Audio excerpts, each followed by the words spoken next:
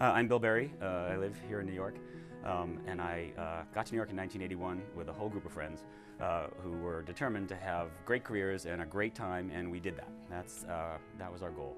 Late in the 80s, we all learned about HIV, and then we all started, unfortunately, going to that municipal building up on 10th Avenue to get tested for HIV. And some of us got good news and some of us didn't. And one friend, good friend Walter, was one of the first people I knew who was HIV positive. And he lived in the Village. So Walter was a professor at Princeton, an English professor, and really intelligent and also ridiculously good looking, and a really fun guy. And we had a lot of good times. And so when he started to decline, we all created those support networks that you had to create to take care of people. I lived very close to Walter, 5 blocks away. And so I could be there for the emergency stuff, the quick get there stuff. And there was this one February where it had snowed for 48 hours, and there was 2 feet of snow on the ground. It was coming so fast that they couldn't plow, and so you couldn't get anywhere.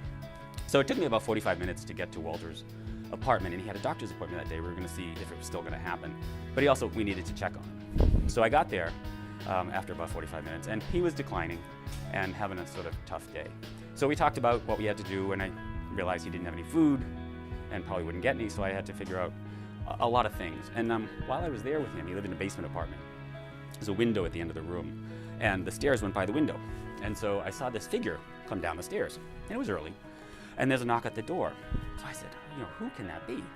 So I opened the door, and there's this guy there about 45 or 50 years old, very nice, and he just walked right in and said, "Hey Walter, how you doing?"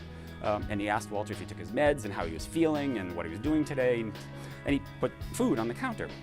So I figured it was God's love, but I said to him, "How did you get here?" And he said, "Well, what do you mean?" He looked at me like I was sort of an idiot. And he said, I said, "Well, look outside. How did you get here?" And he held up the stuff and he said, "Well, it's God's love. I have to deliver it." And then he just kept doing his stuff. He just kept walking around.